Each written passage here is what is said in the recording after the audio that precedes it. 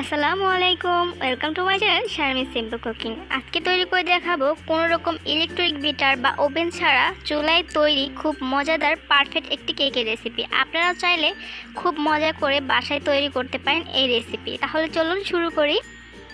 Cake তৈরি করার জন্য প্রথমে আমি একটা মিক্সিং বোল নিয়ে নিচ্ছি, আর অবশ্যই চেষ্টা করবেন বোলটা একটু তলযুক্ত নেওয়ার জন্য, কারণ আমরা যেহেতু এখানে ইলেকট্রিক বিটার দিয়ে ফোম করব না, হ্যান্ড হুইক্স দিয়ে করব, যে কারণে আর কি একটু ভালো হয় তলযুক্ত একটা বাটি নিলে। তো এখানে আমি 2টা ডিম নিয়ে নিচ্ছি। আপনারা যদি কেকটা একটু বড় করতে চান সেক্ষেত্রে আর একটু বেশি ডিম বাড়িয়ে নেবেন, 3টা 4টা। তো আমরা বাসায় যেভাবে ডাল রান্না করি, ডাল রান্না করার পর ডাল যেভাবে ঘুটি, ঠিক সেভাবে আমি ডিমটাকে ঘুটে ফর্ম করে নেব। এটাই সবচেয়ে সহজ উপায়, খুব তাড়াতাড়ি ফর্ম হয়ে যায়। তো এই যে দেখতে পাচ্ছেন কোন পর্যায়ে চলে আসছে এখন কিন্তু অনেকটাই ফর্ম হয়ে গেছে। এবার আমি 1.25 কাপ চিনি নিয়ে নিয়েছি। এখানে চিনিটা একবারে দেওয়া যাবে না, আমি 3বারে দিব, আর এভাবে করে ঘুটে নিব। এভাবে করে আমি ফর্ম করে নিচ্ছি। আর এখানে আমি চিনিটা 3বারে দিয়েছি, একবারে দিতে যাবেন না, এতে করে কিন্তু ফর্মটা ভালো হবে না, চিনিটা আস্ত রয়ে যাবে আর কেকটা পারফেক্ট হবে না। তো এই তো আমি দেখিয়ে দিচ্ছি কিভাবে আমি ফোমটা করে নিচ্ছি। এই তো ফোমটা হয়ে গেছে, দেখতেই পাচ্ছেন ডিমটা কোন পর্যায়ে চলে আসছে। এখন কিন্তু ডিমের কালারটা একদমই চেঞ্জ হয়ে গেছে আর অনেকটা ফোম হয়ে গেছে। তো এবার আমি শুকনো উপকরণ দিয়ে দিচ্ছি। এখানে আমি 1 কাপ ময়দা দিয়ে দিচ্ছি। অবশ্যই ময়দা ব্যবহার করবেন, আটা ব্যবহার করতে যাবেন না, এতে করে কেক ভালো হবে না। আমি এখানে নিয়ে নিচ্ছি 3 টেবিল চামচ গুঁড়া দুধ,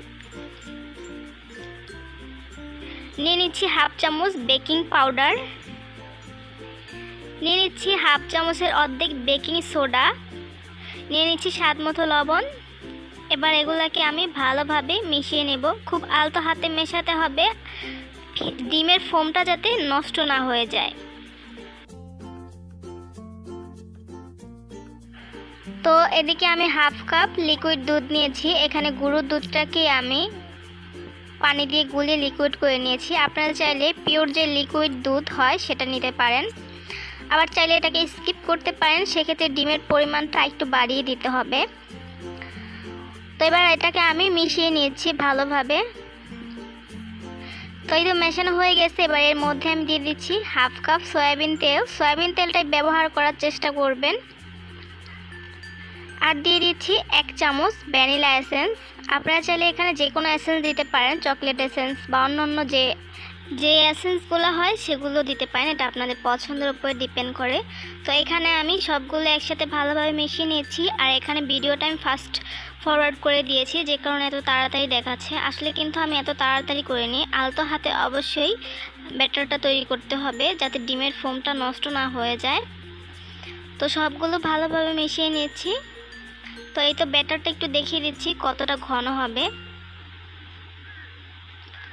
তো আমার ব্যাটার তৈরি করা হয়ে গেছে। এবার আমি একটা মোল্ড নিয়ে নিচ্ছি। এখানে আমি সসপ্যান নিয়েছি, আপনারা চাইলে যে কোনো ধরনের মোল্ড নিতে পারেন।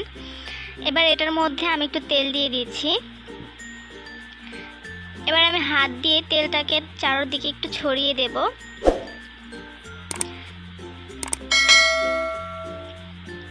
এবার যে লেখালেখির যে কাগজ আছে সেটা আমি এটার মাপে ভালোভাবে গোল করে কেটে নিয়েছি। কেটে নেওয়ার পর এটাকে ভালোভাবে বিছিয়ে দিলাম। এবার যে ব্যাটারটা আছে সেটা আমি এটার মধ্যে ঢেলে দিচ্ছি।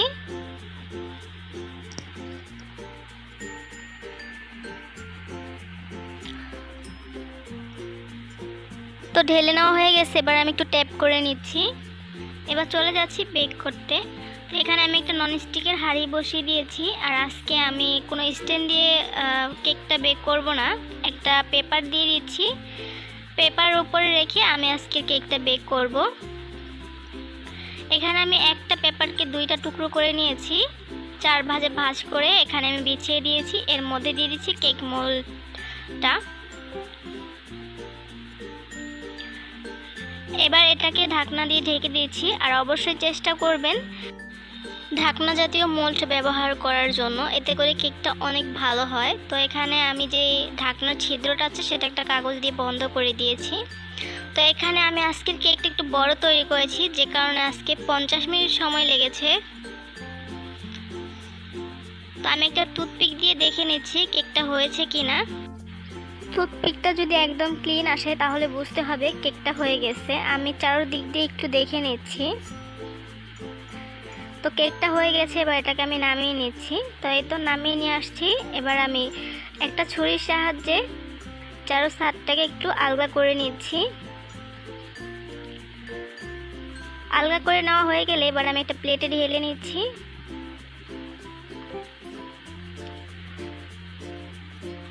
এবার উপরে যে কাগজটা দিয়েছিলাম সেটা ফেলে দিচ্ছি। তো কেকটা দেখেই বুঝতে পারছেন কতটা সুন্দর হয়েছে আর কতটা সফট হয়েছে। তো আমি একটু কেকটাকে কেটে দেখাচ্ছি। অনেক সফট হয়েছে, আশা করি আপনাদের অনেক অনেক ভালো লাগবে। তো আমি একটু কেটে দেখাচ্ছি। তো কেকটা কিন্তু আমি গরম অবস্থায় কেটেছিলাম, ঠান্ডা হওয়ার পরে কিন্তু কেকটা আরও বেশি সুন্দর হবে, কালারটা অনেক সুন্দর আসবে। তো আমি আপনাদের সাথে অবশ্যই কেকটা ঠান্ডা হওয়ার পর কেটে শেয়ার করব। তো এটা অনেক গরম ছিল, আমি হাত দিয়ে ধরতে পারতেছিলাম না, এতটা গরম ছিল। তো কেকটা ঠান্ডা হওয়ার পর কেটে শেয়ার করছি আপনাদের সাথে।